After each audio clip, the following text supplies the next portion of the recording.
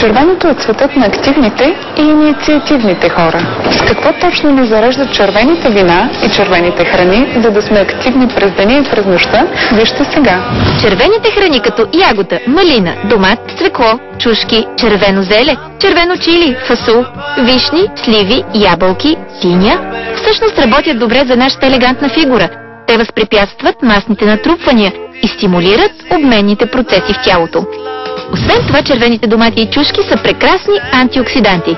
Те чистят тялото ни от свободни радикали и така ни предпазват от някои видове рак.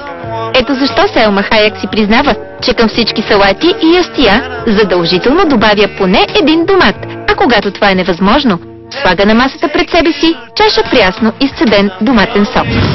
Ако ви е трудно да заспите вечер, хъпнете малко червени люти чушки, които освен че загряват цялото тяло, ни релаксират, защото отпускат мускулите. Може би именно за това ги ползва Джак Никълсън, който споделя, че вечерята без порция люти чушлета просто не струва.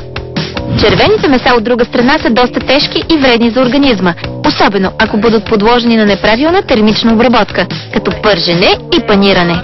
Но малки количества са разрешени и са чудесна комбинация с червените вина. Всеизвестен факт е, че червеното вино е по-полезно от бялото.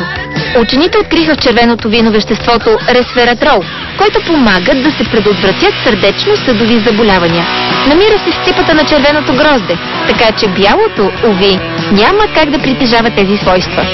Именно за това ценителите на червените вина ще ви кажат, че чаша червено вино на ден удължава живота поне с 1 година.